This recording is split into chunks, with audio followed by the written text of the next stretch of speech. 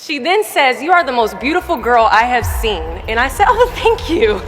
And then she says, "I think you could be the next Miss USA." I'm in the Army, okay?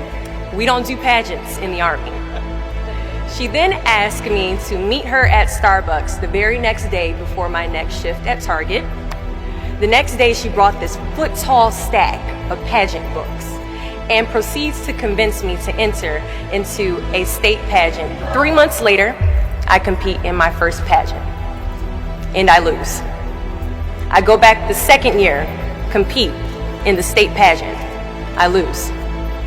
Go back the third year, compete in the state pageant, and lose.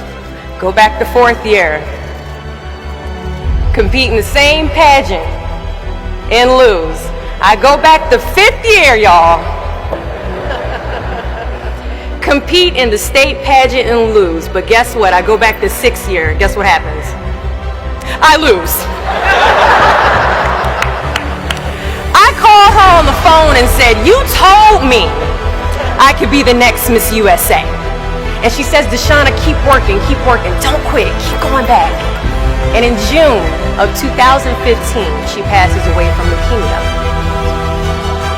6 months later, in December 2015, I win Miss District of Columbia, USA. And 6 months after that, in June of 2016, I become the first soldier to win Miss USA. At times, our purpose drops in our laps as if the heavens threw it by accident. I ask only one thing of you all today after you leave this building. Do not fear failure, but please be terrified of regret. As giving up is the first of regrets. After you walk out this door, you will receive 100 doors shut, slammed in your face.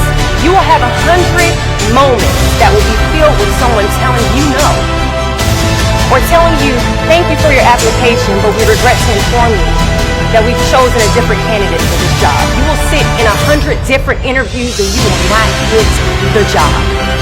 The reality of life is that we will all hear more no's than we hear yeses. And we will fail a lot, and I mean a whole lot. But what I ask of you today is to not take no for an answer. Don't be afraid of no's.